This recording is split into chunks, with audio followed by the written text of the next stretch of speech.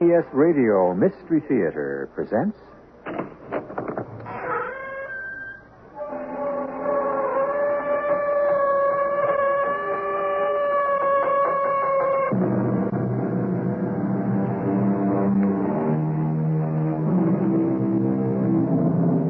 Come in.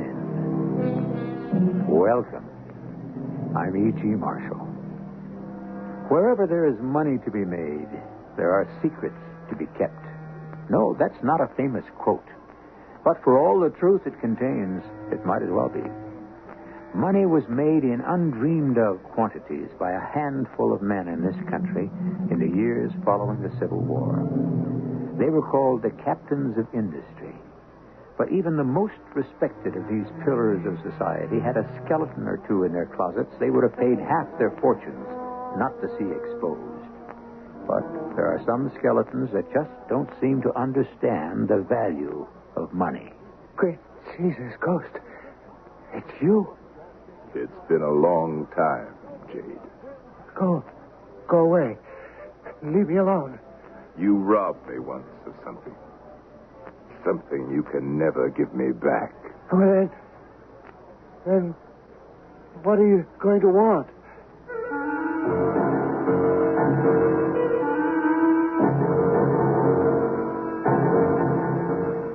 Our mystery drama, Revenge, was written especially for the Mystery Theater by Percy Granger and stars Gordon Heath. It is sponsored in part by Buick Motor Division and True Value Hardware Stores. I'll be back shortly with Act One.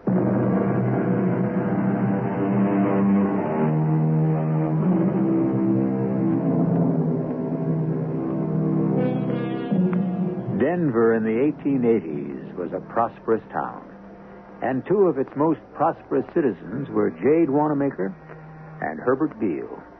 Two more different men would be hard to find. Jade was a quiet, domestic man. Herbert was a hard-drinking bachelor, addicted to his nightly poker games. No, except for their wealth, the townsfolk said these two were as different as night and day. But they did have something in common. And one afternoon, he rode into town. Are you Cabin Mary? That's right, stranger. What can I do for you? You own this dive? What are you calling a dive? I asked for the most degraded, low-life hangout in the Tenderloin district, and they sent me here. Now listen, mister. Fancy clothes or no, you're going to get carried out of here feet first. Now, what do you want? I want to buy it. What? Lock, stock, and barrel. Say, what is this? Name your price, and I'll pay you double. What are you? A reformer? No. I don't want anything changed. Only meet one condition, and I'll give you this. $10,000. What's the condition? I want one room upstairs kept vacant for when I need it. For $10,000? When I've done what I've come to do, money won't be of any use to me.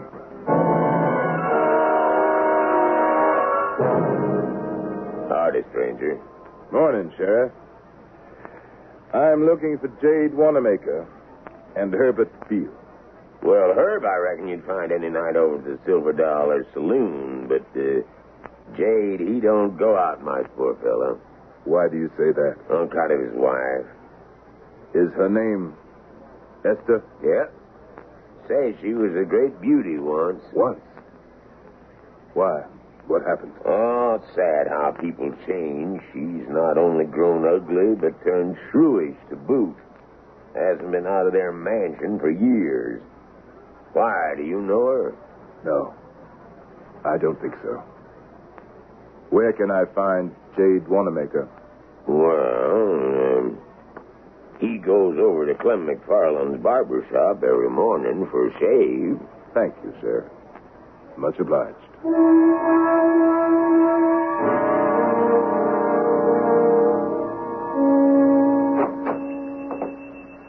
Good morning, Mr. Wanamaker. Morning, Clem. Got your mug all foamed up, sir. Have a seat. Thank you. Any more news about that stranger? The one who bought up Cabin Mary Saloon down at the Tenderloin? What goes on down there don't interest me none. They say he's got it in for someone.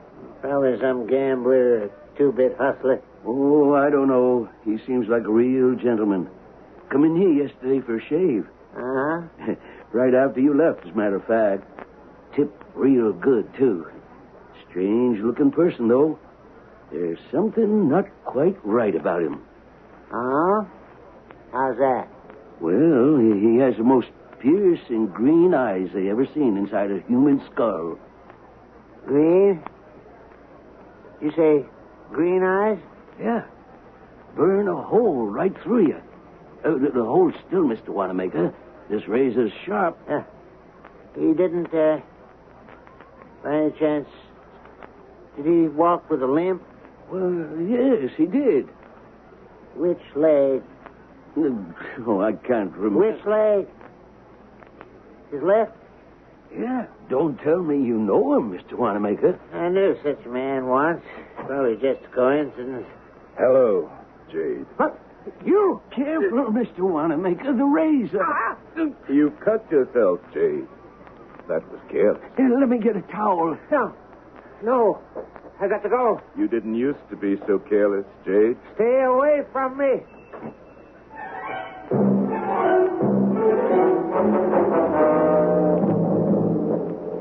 Why are you following me?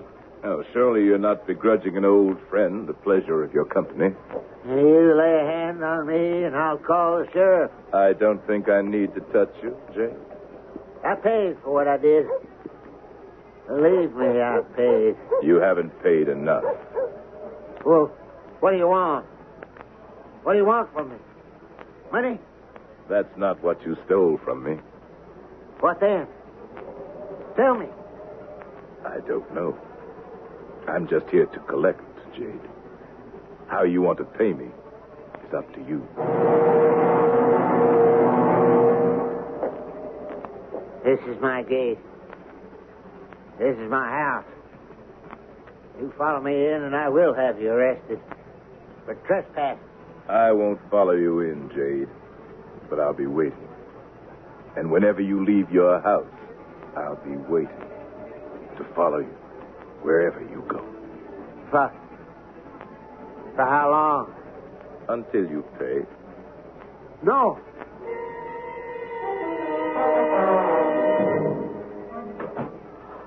Jade, what's the matter? You look like you'd seen a ghost. No, Esther, I didn't see anyone. You're bleeding. Oh, you sanctimonious old hypocrite. Did someone slit your throat at last? It's nothing. An accident at the barbershop. Well, why are you looking out the window? No, Esther. Who's out there? Don't look. Oh, it's him. Yeah, it's him. He's come back to haunt me. To haunt me, too. It's what you deserve. What we both deserve. Why? Must a man pay for the rest of his life for a single crime committed in the folly of his youth? Haven't you punished me enough for 32 years? What I did because I loved you, Esther. You lied to me, Jade. You lied to me. And I told myself I believed you. I followed you instead of my heart. And the ugliness of my choice has shown ever since in my face like a mask I can't remove. He's still there. Esther, you must go out and speak to him. No. It's you he wants. He does? He as much as told me so. He'll listen to you and leave us in peace. Esther, please, please. I'm feeling pain. Would you see me die? No, but I can't go out to him. Why not? I couldn't bear to have him see me as I am now. Please, Esther, I'll give you your freedom. Jade, years ago I wanted my freedom. It's too late for that now. Well, what are we going to do? He can't stand out there forever, can he?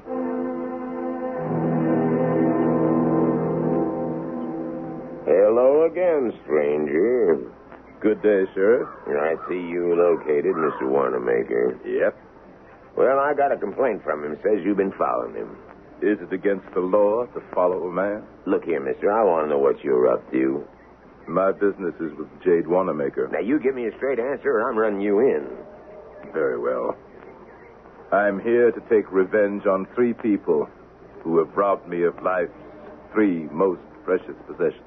Revenge is against the law, stranger, and I'm putting a stop to this right now.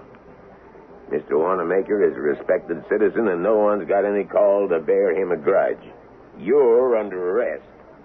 What crime am I committing, Sheriff? Well, you're in a public street. Now, streets is for horses and vehicles. Section 103 of the Public Code. Very well. If you'll permit me 5 minutes, I believe I can satisfy the law. Well, okay. I'm going to see Mr. Wanamaker and find out what this is all about. I don't want you standing here when I return.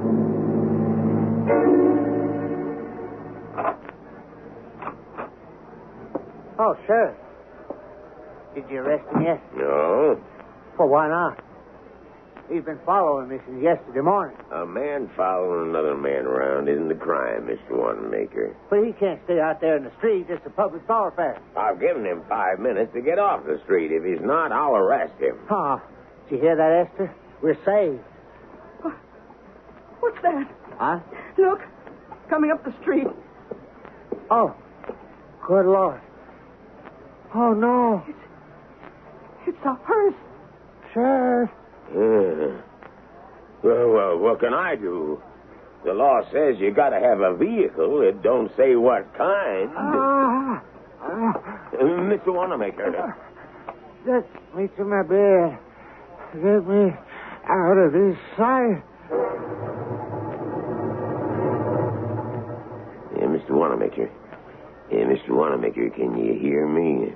Yes. Now, what is it between you and that man? I can't tell you. Why not, Jade? Go ahead.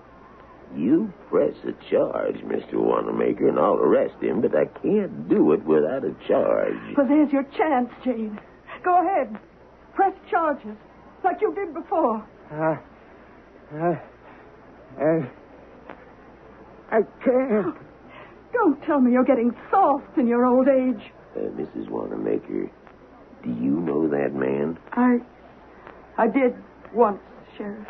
Well, I think you'd better go out and speak to him. No. Why not? He mustn't see me as I am now. Well, it's either that or by widow's weeds, Mrs. Wanamaker. It's up to you.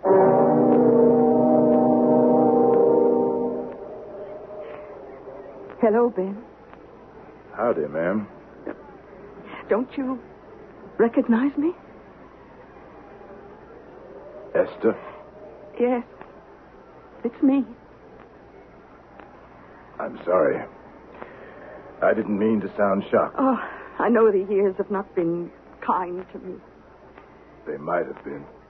I know. You've got your revenge, Ben. Jade has had a stroke. Oh. But it's me you should have punished, not him. I have. Man and wife are one flesh, one body. He's not a bad person, Ben. He confessed to me years ago that the robbery charge on which he had you jailed to get you out of the way was false. I should have thought you'd have had more faith in me, Esther. We were engaged. I know. I was poor then, and you wanted wealth. Well, I'm rich now, Esther. Far richer than Jade Wanamaker will ever be. Oh, it wasn't only money. When I thought you were a thief as well. I loved you. I've never loved anyone since. Oh, I'm sure that's not true. It's in the past now. Oh, please, Ben, I don't want Jade to die. I've never given him a moment's happiness. He will die.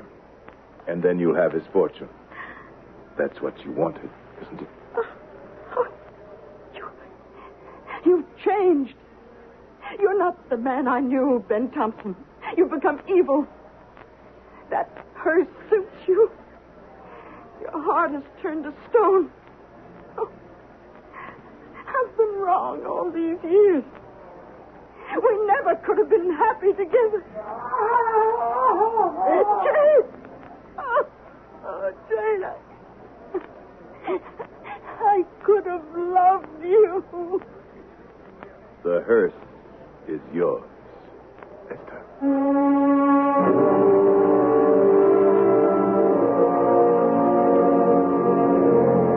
The Bible says that when Christ came down to earth with the offer of heavenly redemption, he crushed the head of the serpent who first tempted us. With Christ's offer, hardness of the heart was no longer forgivable. Yet there are still those among us whose hearts are so hardened by the bitterness of experience that they are beyond the reach of grace. Is Ben Thompson such a man? Who are the two remaining victims on his list? And what were the precious gifts of life of which they deprived him? And what about that room at Cabin Mary's? We'll find out when I return with Act 2.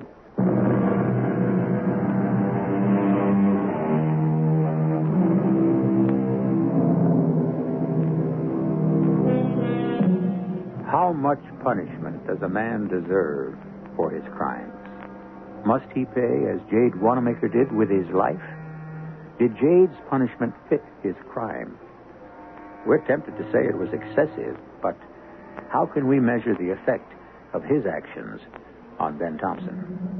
However, these are philosophical questions. There's no time to contemplate them now, for Ben Thompson is about to mark his second victim. But Herbert Beale is going to prove a much tougher customer than poor old Jade Wanamaker. I'll see that 500, Maxie, and raise you another. What you got? 3 jacks, Herb. Full house. 10 high. Yeah. Well, I think that does it for the rest of us. Oh, come on. You gonna desert me when the luck's going my way? Let's have another bottle. On me. Whiskey. It's all very well for you to drink and play cards at all hours of the night. You ain't got a missus and family to answer to. Hey, boys, don't leave without me. What's the matter, Maxie? You afraid of that stranger they claim killed Jade Wanamaker? Well, he did kill him, Herb, sure as we're sitting here. And the sheriff didn't do a darn thing about it. Well, if Jade was so weak he let someone scare him to death, then I figure he got what he deserved. They say he's got 2 more people on his list. Well, I know for a fact I ain't one of them. Oh, come on, let's play one more hand. Now, where's the whiskey? Here it is, Herb. What? Well, I'll be Ben Thompson. Don't tell me you're the one causing all this trouble in town. You 2 know each other? From a long time ago. Isn't that right, Herb? I never expected to see you again. No, I don't guess you did. Not after you robbed me of every ounce of gold I'd taken off my claim and left me in the gutters of San Francisco. Now, please, Ben, don't break my heart when I'm trying to concentrate. You care to join us, Mr. Thompson? I'm not here to play cards. You ain't gonna tail me the way you tailed old Jade Wanamaker, are you? No, Herb. I'd like to make you a little wager. You want to win back the $10,000 I stole from you? No. I want you to give it back to me. Ben Thompson, you was always soft in the head. And I'm willing to wager that you will offer to do so. Oh, voluntarily? That's a sucker's bet, Ben. How much are you worth, Herb? Financially, that is. No, $250,000, give or take. Why? That's all? I'll put up twice that for my own fortune. That I will voluntarily offer to repay you $10,000? What's the catch? No catch. That's some debt, Herb. You're not afraid, are you? How do I know you got this kind of dough? Here's my receipt from the Grand Hotel. I've got close to $1 million deposited in their vault. And you're giving me 2-to-1 odds. On your entire fortune. You got yourself a bet. But we got witnesses. And high-rolling gamblers like yourselves live by their word, eh? Well, there's some honor amongst thieves, even high-class thieves. Now, if you'll excuse me, we'd like to get on with our game. What are you going to use for stakes, Herb? Are you kidding? I've been winning all night. But you just tied that up. What? You just tied up your entire fortune. And until our bet settles, everything you own is frozen. Well, let's set a time limit to this. Too late, Herb. Why, you low down. Living without money was always a fate worse than death for you, Herb. And until our bet is settled, you can't gamble. You can't even buy a drink unless someone else pays for it. But then it never was beneath your pride to take charity, was it, Herb? But if I pay you the $10,000, I lose my bet. I lose my fortune. That's right. And we've got witnesses.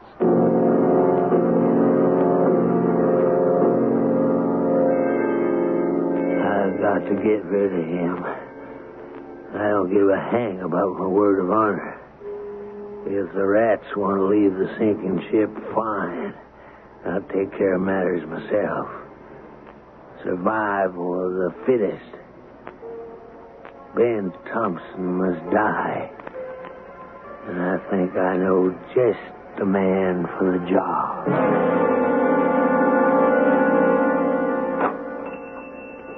Good morning, Mr. Thompson. Good morning, Clem. I've come for my morning shave. Yes, Mr. Thompson. There's no one else here. You're always the first one. Step right up. So, how are things? So far, everything's going just as I planned. You got Mr. Beale cornered? Oh, no, not by a long shot. In fact, I've got no idea what the next move is. I don't think you'll have to worry about that. I'm not.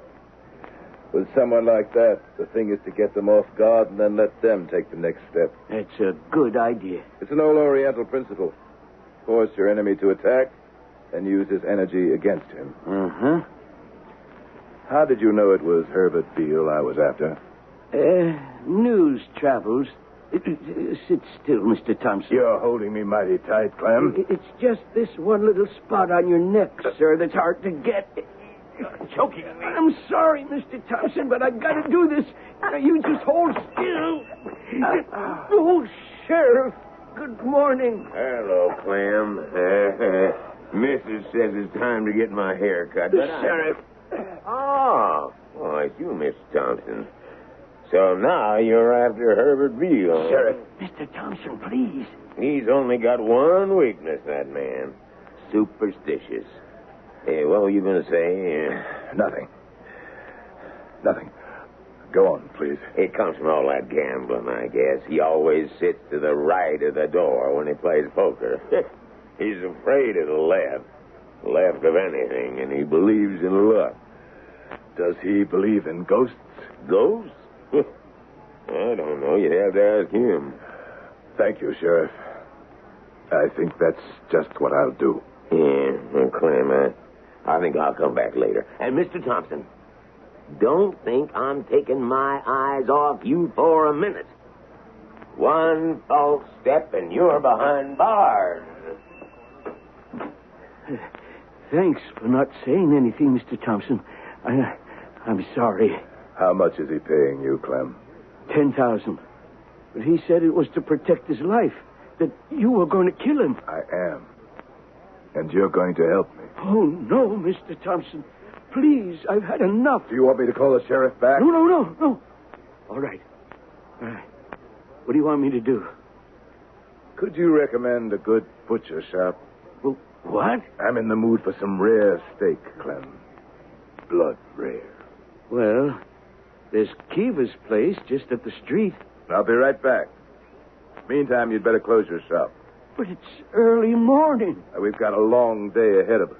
That's going to start with a visit to Mr. Beale.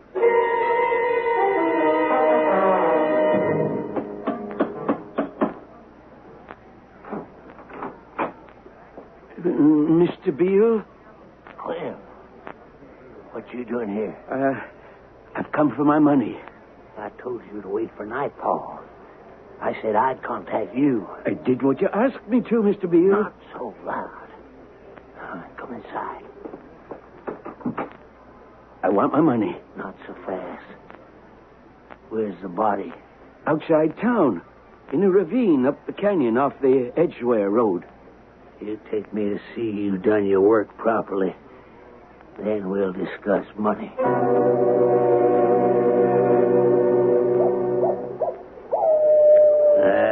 Looks like you did a good job, Clem. You want to go down, have a closer look? No. I can see well enough from here. Well, Ben Thompson, you're dead at last. And I'm free at last. I believe I owe you some money, Clem. Let's go back to town.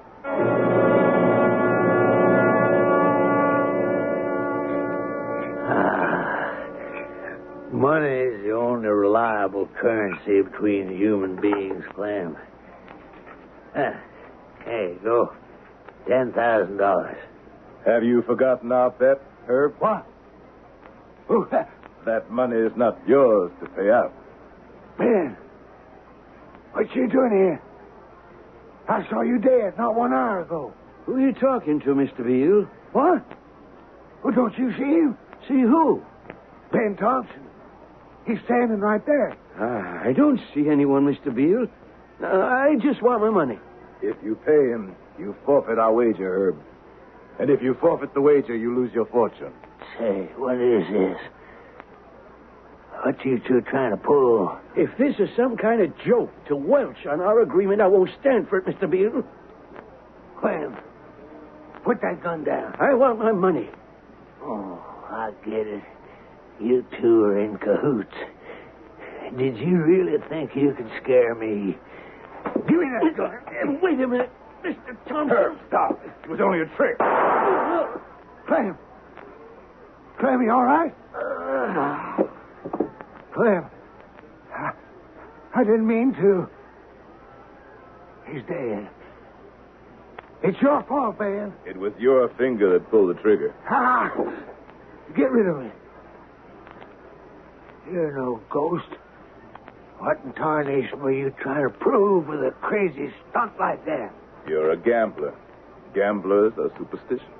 Well, you're crazy if you thought you could scare me to death. I don't believe in ghosts. I don't believe in nothing I can't see with my own eyes. Yeah, like Clem McFarland there. We gotta get him out of here. We?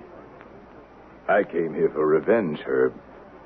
This isn't quite how I planned it, but it does save me the trouble of killing you myself.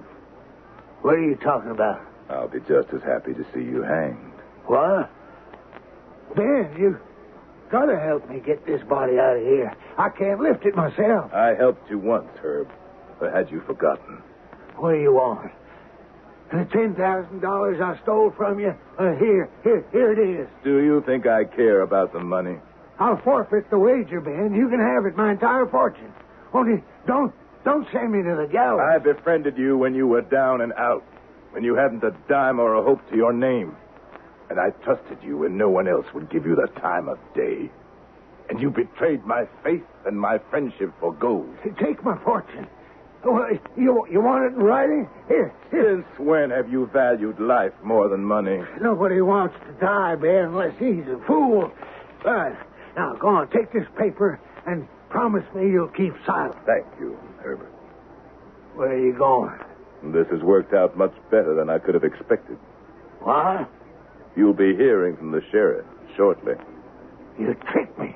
You've lost the bet, Herb. Says who? There's no witnesses. But I've got it in writing. Where's that gun? All right. Stay right where you are, Ben Thompson. What? You're not going anywhere. You want the blood of 2 people on your hands, Herb?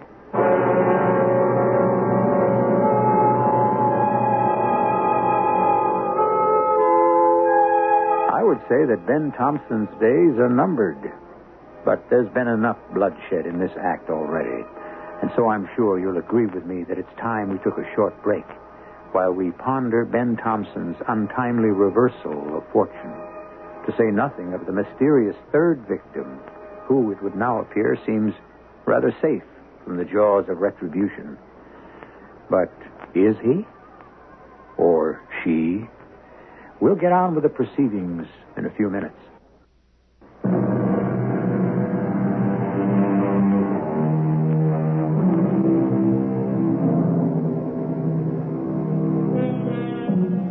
Man is the only animal who plays poker, and a good poker player can't afford to be too superstitious. Something Ben Thompson should have thought twice about before attempting the foolhardy scheme of trying to frighten Herbert Beale to death. For when even the best laid plans of men often go astray, what chance have those not so carefully considered? Are you going to hand over that paper, Ben? You'll have to take it off me, Herb. I'm not that much of a fool. I will, but after you're dead. It'd be tidier if the sheriff did it. But I don't mind at all killing you myself. Survival of the fittest. Why don't you fall? Maybe you missed, Herb. Try again. What? What's the matter? Why aren't you dead? Maybe your eyesight's going. I'll come closer. Oh, no. Stay back. Maybe I really am a ghost after all. You hired Clem to kill me, didn't you? Stay back.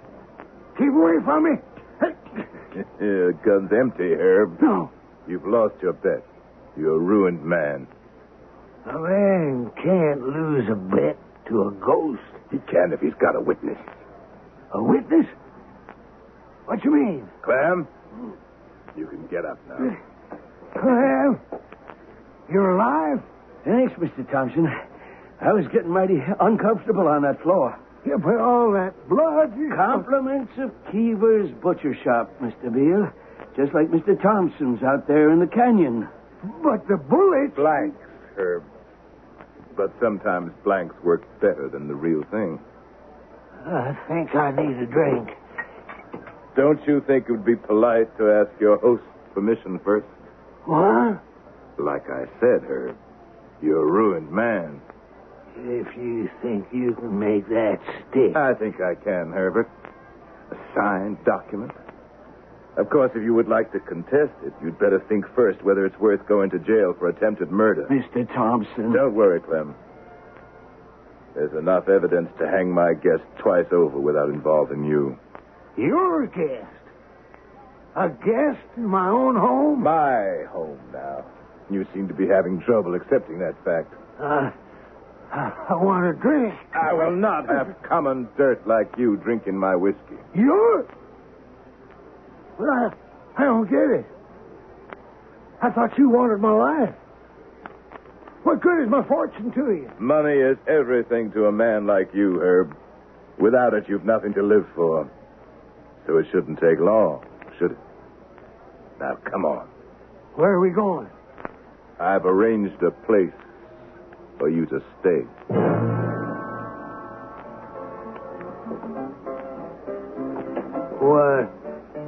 What is this place?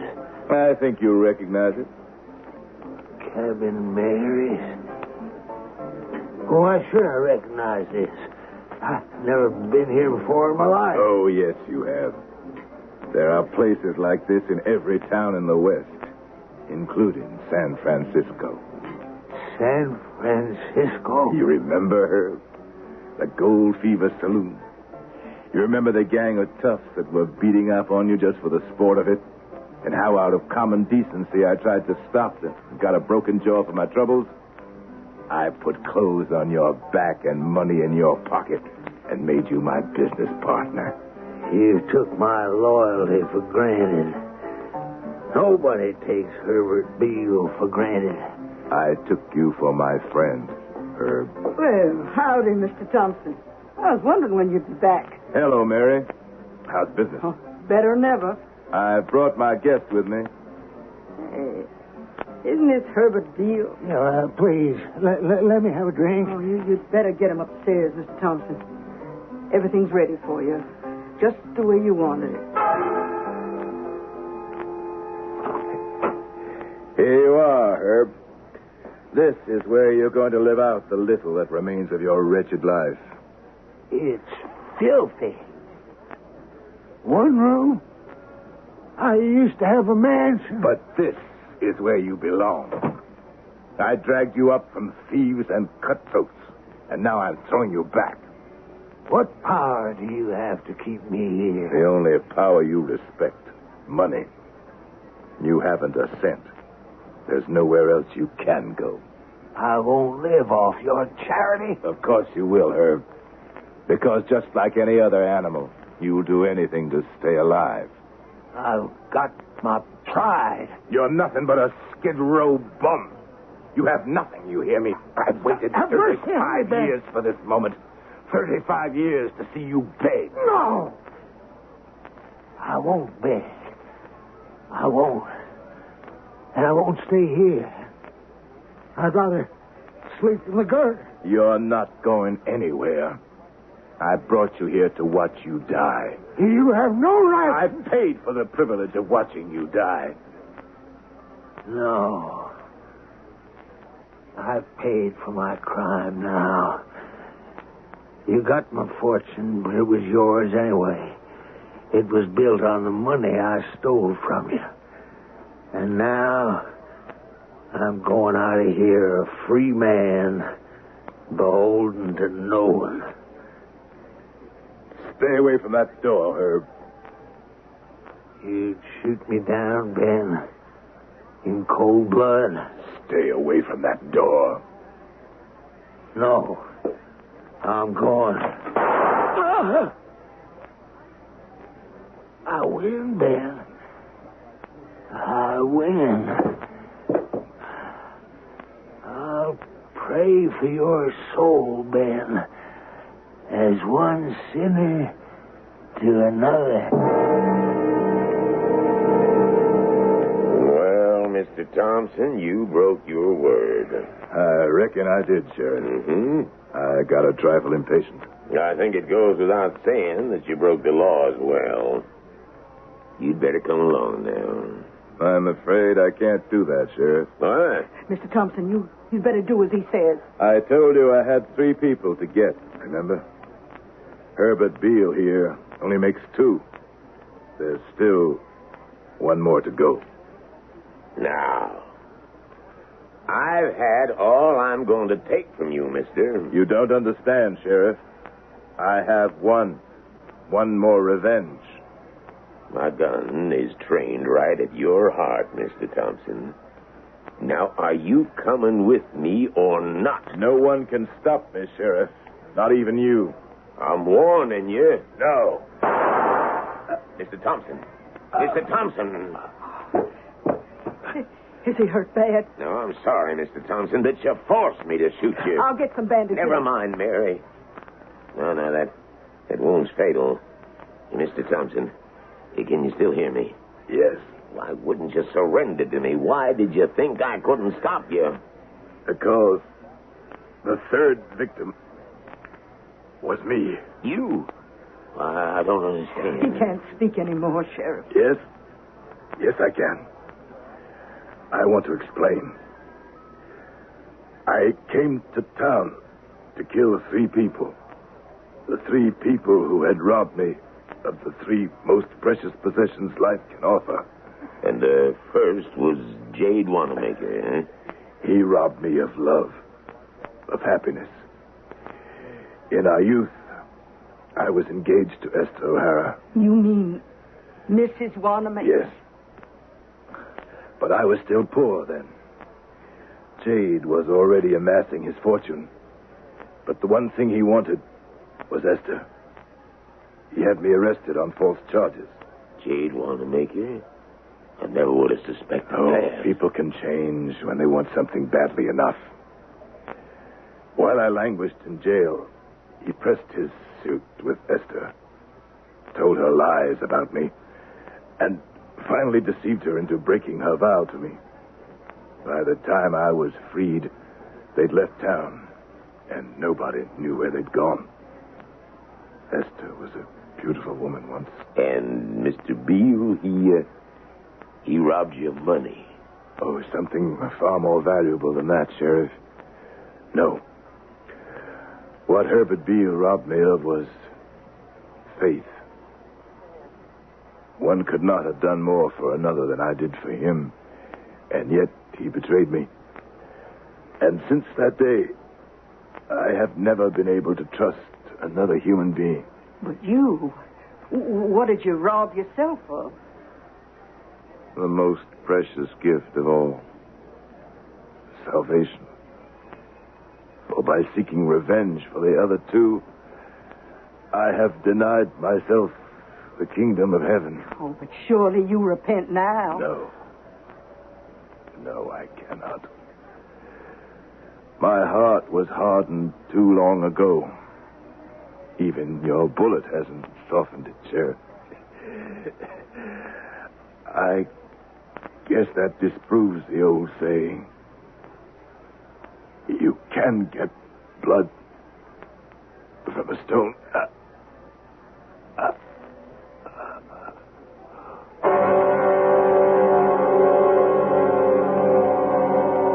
Blood from a stone, a grim image. But was Ben Thompson as hard-hearted as he thought? Perhaps, but consider this. He knew better than many of us that life's most precious possessions aren't the material things of this world. Love, trust, and salvation. Somewhere along the line, he had gotten his priorities straight, even if he didn't have the wisdom and the self-discipline to live up to them. And after all, isn't that the source of so many of our problems? That we haven't the courage of our convictions. I'll be back shortly.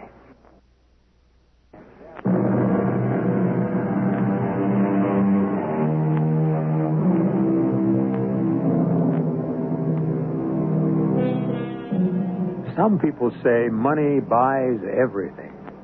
Some say there are things no amount of money can buy. Most of us claim we believe the second of these statements to be the truth. And yet, much of the time, we act as if it were the first. Why will a person act against his better judgment time and again? The answer to that is a mystery. Our cast included Gordon Heath, Robert Dryden, Leon Janney, Bryna Rayburn, and Gilbert Mack. The entire production was under the direction of Himan Brown. And now, a preview of our next tale. I guess so, yes. It's all right. Good. Now, let's go look in on Carol. All right.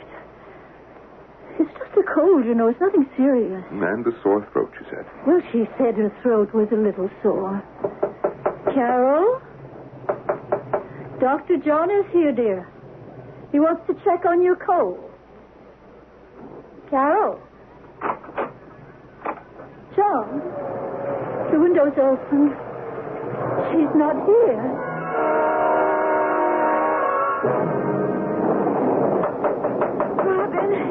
Robin, it's Carol. I made it. I'm here. Open the door. Let me in. Please. Let me in. Carol. Let me... Carol! Radio Mystery Theater was sponsored in part by Contact, the 12-hour cold capsule, and Buick Motor Division. This is E.G. Marshall inviting you to return to our Mystery Theater for another adventure in the macabre. Until next time, pleasant dreams.